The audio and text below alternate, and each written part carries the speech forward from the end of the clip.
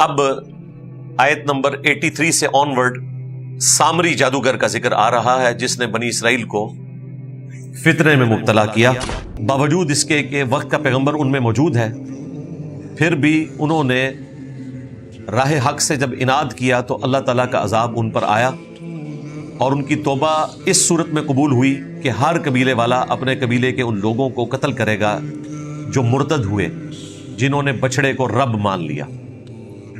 اب یہ سارے لوگ وہ تھے جو حضرت موسیٰ علیہ السلام کے اصحاب تھے، اور یہ کوئی سینکڑوں کی تعداد میں نہیں تھے، 70,000 کے قریب لوگ تھے جو ایک دن میں مرتد ہوئے، اور وہ سب کے سب قتل کیے گئے۔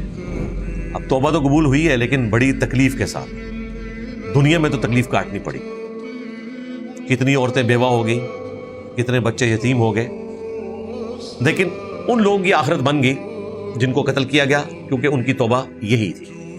دنیا میں سزا اسٹیبلش ہوئی، آخرت کے عذاب سے وہ بچ گئے۔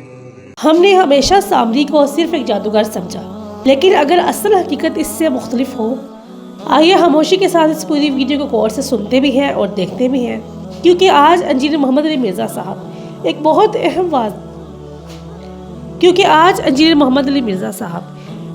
اہم بات واضح کرنے والے ہیں۔ یہ بات واقعی سوچنے والی ہے کہ بنی اسرائیل کو گمراہ کرنے کے لیے کوئی نیا خدا نہیں لایا گیا، بس لوگوں کے جذبات سے کھیلا گیا۔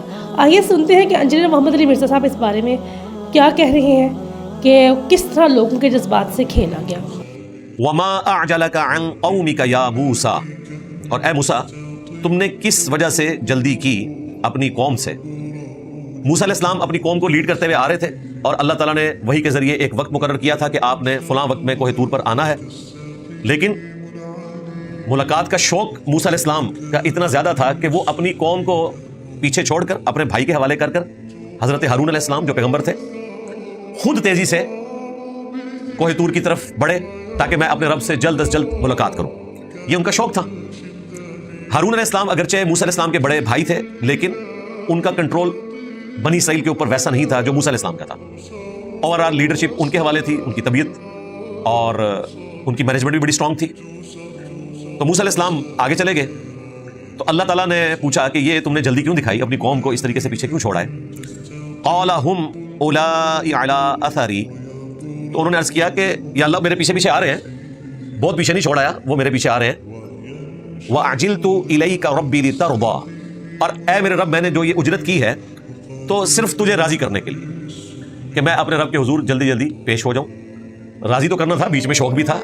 سورۃ الاعراف میں آیا کہ پھر اللہ تعالیٰ سے انہوں نے ریکویسٹ کی کہ مجھے اپنی زیارت بھی کروا دے۔ اللہ تعالیٰ نے فرمایا تو مجھے دیکھ نہیں سکتا، صرف گفتگو کے اوپر اکتفا کرنا ہوگا، ہاں میں اس پہاڑ کے اوپر تجلی ڈالتا ہوں، اس کی طرف تم دیکھنا، اگر تم وہ تجلی برداشت کر سکے تو سمجھنا تم مجھے دیکھ سکتے ہو۔ موسیٰ علیہ السلام نے جب وہ تجلی دیکھی، ڈائریکٹ اللہ کو نہیں دیکھا، اس پہاڑ کے اوپر جب اللہ تعالیٰ نے اپنے نور کی تجلی فرمائی، اس پہاڑ کو دیکھنے کی وجہ سے وہ بے ہوش ہو گئے، اور اس کے بعد انہوں نے اللہ سے معافی مانگی کہ یہ جو میں نے خواہش کا اظہار کیا تھا یہ مجھے نہیں کرنا چاہیے تھا۔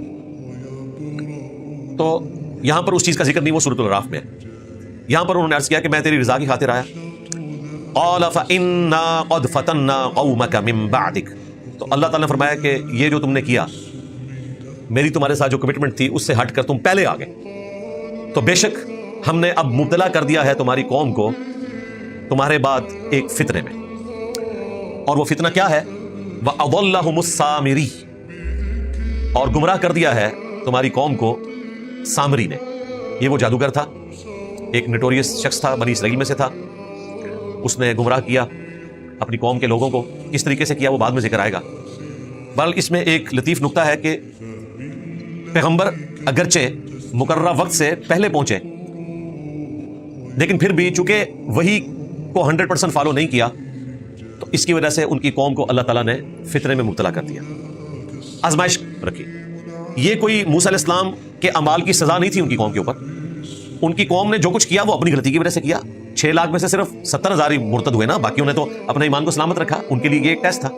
بہرحال موسیٰ علیہ السلام کے لیے تو ایک تکلیف دہ چیز تھی، کیونکہ پیغمبر جو ہوتا ہے وہ اپنی امت کے حق میں نرم دل ہوتا ہے، وہ نہیں چاہتا کہ اس کی امت کسی تکلیف سے گزرے۔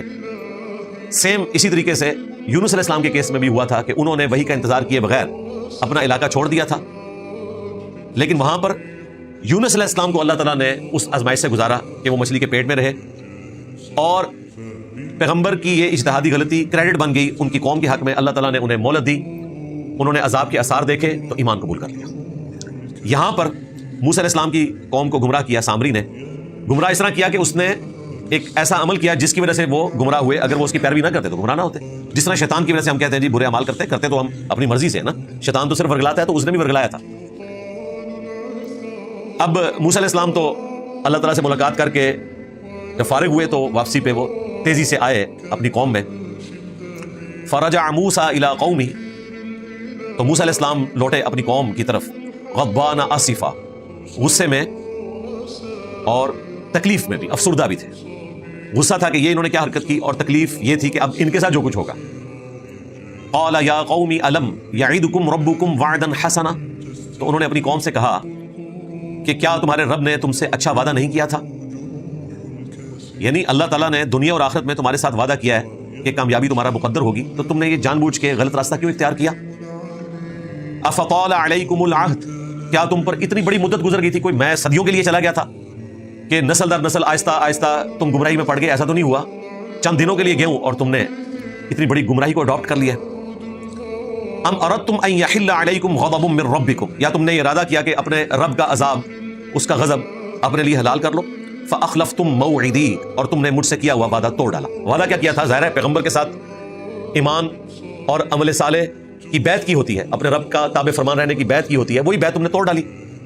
قالوا, وہ کہنے لگے, ما اخلفنا موعدک, ہم نے آپ سے کیا ہوا وعدہ نہیں توڑا, بملکنا, اپنے اختیار سے, ولکننا, اب یہ وہ ایک لیم ایکسکیوز رکھے ہیں, لیکن ہوا ہمارے ساتھ یہ کہ حملنا اوزارا من زینت القوم, ہم نے اپنی قوم کے زیورات کا بوجھ اٹھایا ہوا تھا. اب اس کی تفسیر میں آتا ہے کہ نکلتے ہوئے بنی اسرائیل نے فرعونیوں کے زیورات بھی سمیٹ لیے تھے کہ یہ ہم پر جبری ٹیکس لگاتے تھے, ہمیں تکلیف میں رکھتے تھے, تو اب چونکہ ہم نکل رہے ہیں تو ہم ان کے مال میں سے جتنا چاہیں وہ لے جائیں, یہ ہمارا حق ہے. لیکن یہاں پہ یہ تفصیل اس طرح کی نہیں آئی ہے, یہ اسرائیلی روایتوں میں ملتا ہے. یا پھر ان کے پاس جو اپنا زیور تھا اس کا بوجھ اٹھانا ان کے لیے مشکل تھا اور وہ انہوں نے سامری کے حوالے کیا. بہرحال دونوں میں سے ایک کام ہوا. انہوں نے کہا ہمارے پاس اپنی قوم کے زیورات ہیں, فقذفناها, تو ہم نے ان کو ڈال دیا, یعنی سامری نے جب ڈیمانڈ کی کہ یہ میرے حوالے کرو, فکذالک القی السامری, اور اسی طریقے سے سامری کے پاس بھی جو کچھ تھا اس نے ہم سے بھی زیورات دیے, اپنے پاس بھی جو زیورات تھے وہ سارے ڈالے. فاخرج لهم عجلا, اور اس کے ذریعے اس نے ایک بچڑے کا ڈھانچہ بنایا. یہ جو 10 کمانڈمنٹس والی فلم ہے اس میں انہوں نے باقاعدہ یہ سارا سین فلمایا کہ جو اس نے ایک ڈھانچہ تیار کیا, اس کو پگھلا کر باقاعدہ ایک شکل دی, پھر اس کی کافی انہوں نے زینت اور آرائش والا معاملہ بھی کیا اور ایک بچڑا تیار کر دیا. جسد لہ خوار, وہ ڈھانچہ جو ہے ایک ایسا تھا جو گائے کی مانے تھا اور بولتا بھی تھا, اس میں سے آواز بھی نکلتی تھی. وہ آواز کیسے نکلتی تھی؟ آج کے زمانے میں تو آپ کوئی اس قسم کی ایکٹیویٹی پرفارم کر سکتے ہیں ٹیکنالوجی کی برکت سے, لیکن اس زمانے میں یہ ہونا ایک بڑی حیران کن چیز تھی. وہ غیبی طور پر ہوئی, اس کا ذکر بعد میں آ رہا ہے. فقالوا ھذا الہکم, تو اس نے کہا کہ یہ ہے تمہارا الہ, والہ موسیٰ, اور موسیٰ کا الہ. فنسیہ, بس موسیٰ علیہ السلام تو بھول گئے, وہ کوئی طور پہ کسی اور خدا کو ملنے گئے, اصل خدا موسیٰ کا یہ ہے, والعیاذ باللہ تعالیٰ. اب یہ ساری ڈرامہ بازی ہو رہی تھی ان کے سامنے پیغمبر کی موجودگی میں. ہارون علیہ السلام اور موسیٰ علیہ السلام بھی تھوڑے عرصے کے لیے گئے تھے, فوت نہیں ہو گئے تھے, پھر بھی انہوں نے گمراہی اختیار کر لی. اب اللہ تعالیٰ اس پہ ورڈکٹ دے رہا ہے. افلا یرون, کیا انہوں نے نہیں دیکھا, اللہ یرجع الیہم قولا, کہ وہ ان کی کسی بات کا جواب نہیں دے سکتا. ولا یملک لہم ضرا ولا نفعا, اور نہ وہ ان کے کسی نقصان کا مالک ہے نہ نفع کا. ایسی مت ماری ہوئی ہے کہ ایک ڈھانچہ ہے, اس میں سے آواز آ رہی ہے, نہ وہ چلتا پھرتا ہے نہ ہلتا ہے, اور نہ ایسا ہے کہ آپ اس سے کوئی بات کریں تو آپ کو وہ اس بات کا جواب دے, جسٹ اس میں سے ایک گائے کی سی آواز نکل رہی ہے بس.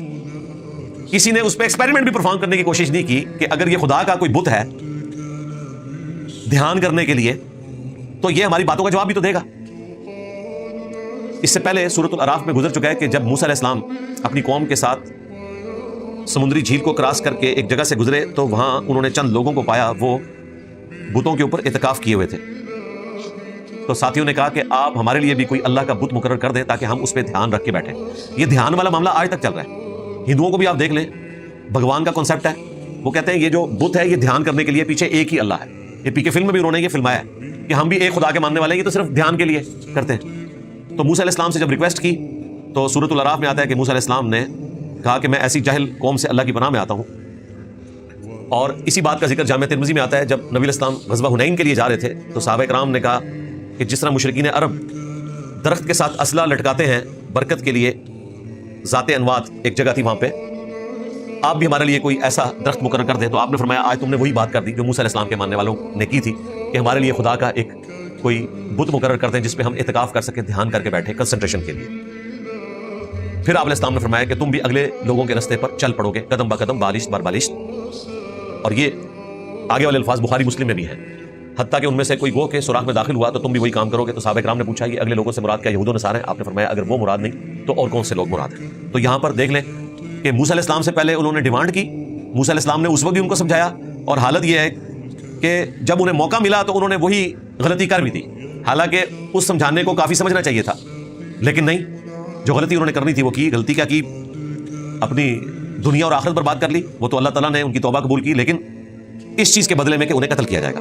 وَلَقَدْ قَالَ لَهُمْ هَارُونُ مِنْ قَبْلُ, اور بے شک موسیٰ علیہ السلام کے آنے سے پہلے ہارون علیہ السلام نے بھی بنی اسرائیل سے کہا تھا, یا قوم, اے میری قوم, انما فتنتم بہ, تمہیں تو فطرے میں مبتلا کیا گیا ہے اس بچڑے کے ذریعے. وَإِنَّ رَبَّكُمُ الرَّحْمَانُ, اور بے شک تمہارا رب تو وہ رحمان ہے. فَاتَّبِعُونِی, پس اتباع کرو. وَأَطِیعُوا, اور میری پیروی کرو. امری, میرے حکم کی. یعنی موسیٰ علیہ السلام سے پہلے ہارون علیہ السلام بھی ان کو سمجھا چکے تھے, لیکن وہ ان کے قابو میں نہیں تھے.